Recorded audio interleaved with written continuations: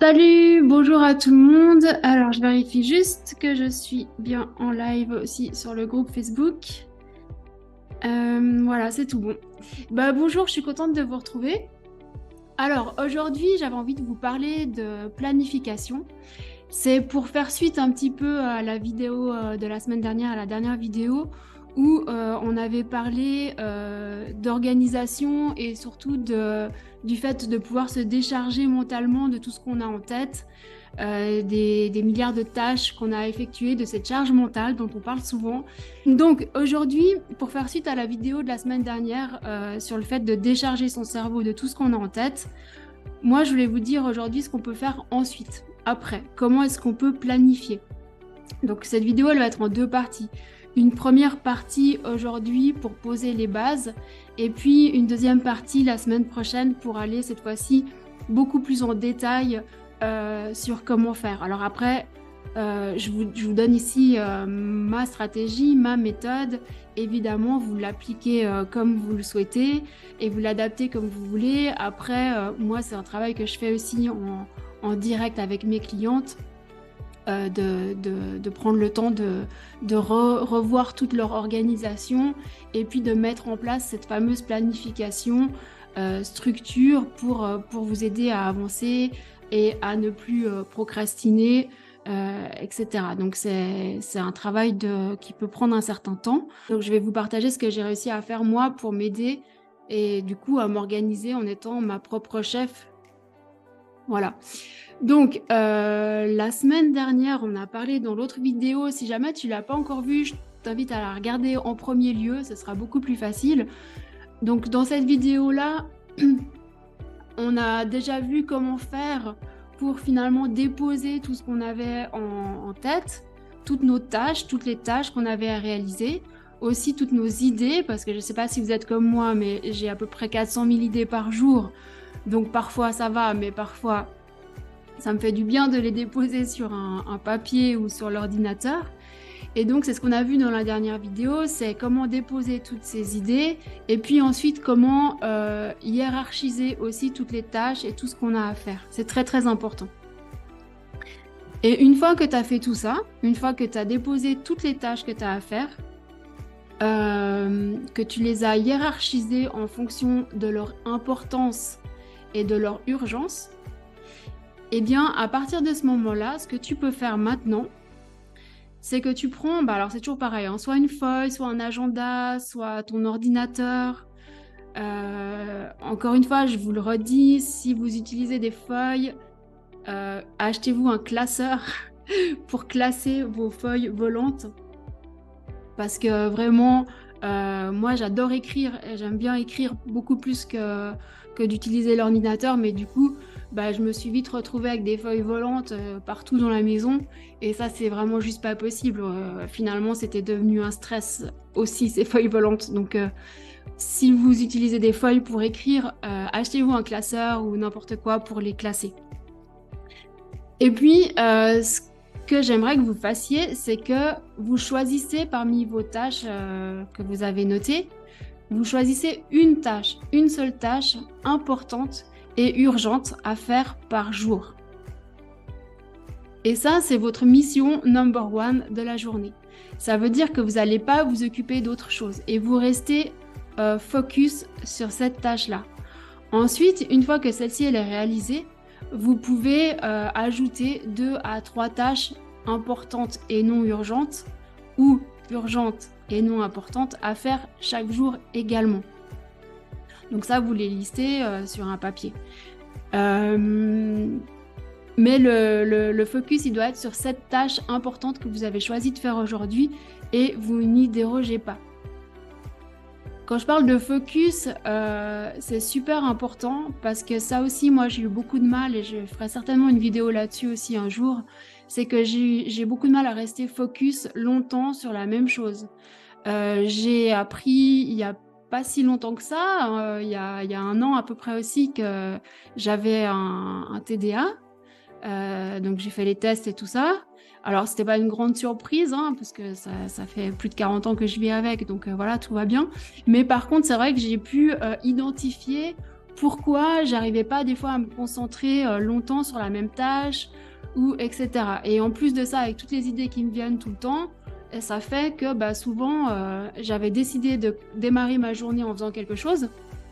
Et puis en fait, je m'apercevais que soit je recevais une notification, du coup j'allais voir, du coup ça me faisait penser que j'avais pas réservé tel et tel truc parce que c'était bientôt les vacances, du coup j'avais oublié de faire je sais pas quoi, et en fait au final je me suis retrouvée à passer bon nombre de journées sans avoir fait ce que j'avais à peu près imaginé que j'allais faire.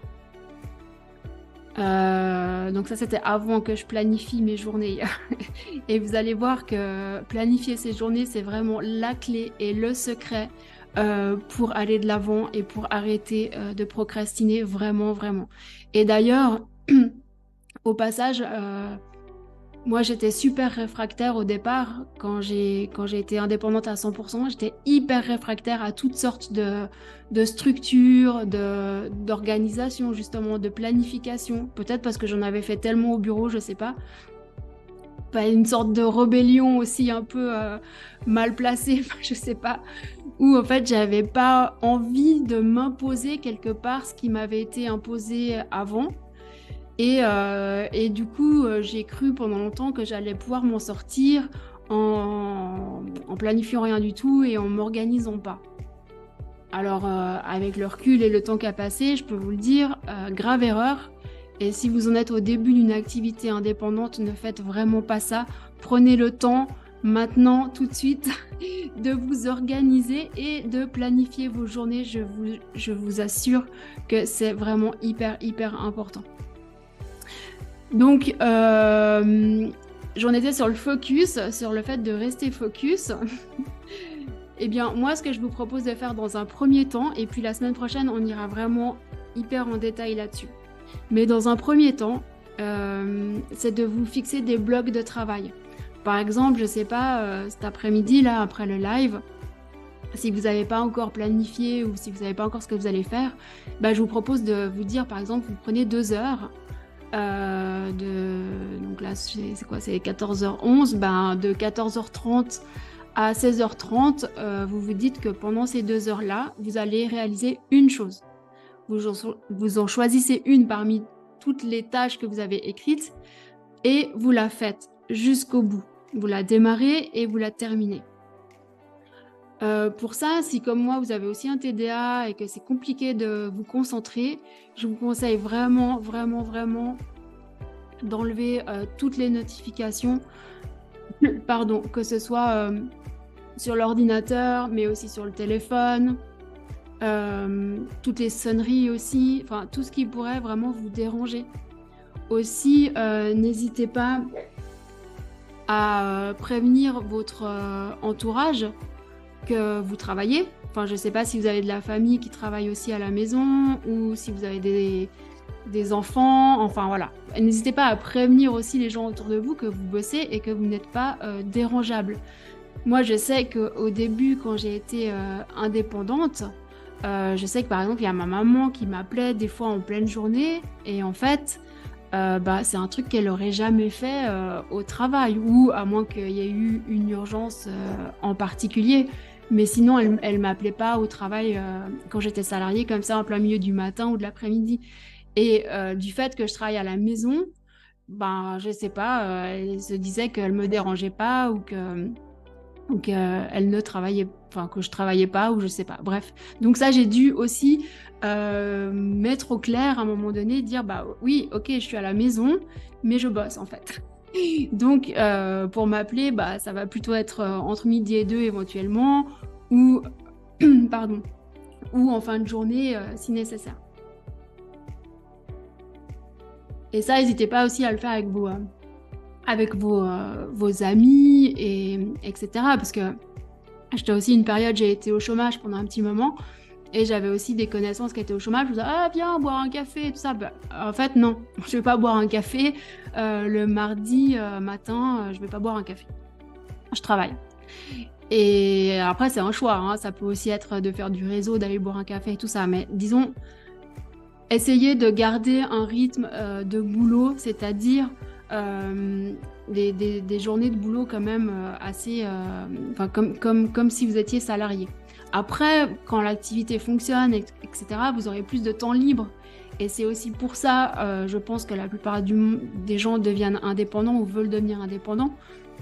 Moi, c'était une des raisons très, très, très, très fortes pour lesquelles j'ai voulu être indépendante totalement. C'était de pouvoir justement m'organiser mes journées et avoir plus de liberté, de pouvoir aller chercher mes enfants à l'école, etc. Et ça, c'est super important. Mais ça, c'est possible d'avoir plus de temps que si le temps où vous bossez, il est vachement bien organisé et planifié. Voilà, je crois que pour aujourd'hui, je vais en rester là. J'espère que c'était clair. Donc, la semaine prochaine, on ira super en détail sur comment planifier vraiment sa semaine et ensuite ses journées. Et voilà, mais commencez déjà par ça. Et puis, si vous avez des questions, des commentaires, etc., n'hésitez pas. Vous pouvez me les poser soit ici directement dans le groupe, soit m'envoyer un petit message. J'y répondrai avec beaucoup de plaisir. Et puis, n'oubliez pas de mettre un petit hashtag replay si vous regardez la vidéo en replay. Voilà. Bah, je vous souhaite un bon après-midi. Commencez à planifier tout ça. Et puis, on se retrouve mardi prochain pour aller vraiment en détail. Donc si vous voulez suivre mardi prochain, bah, faites tout le boulot que je vous conseille de faire là dans la dernière vidéo et aujourd'hui pour qu'on puisse aller vraiment en détail mardi prochain sur votre planification. Voilà, je vous souhaite une bonne fin d'après-midi et à bientôt. Bye!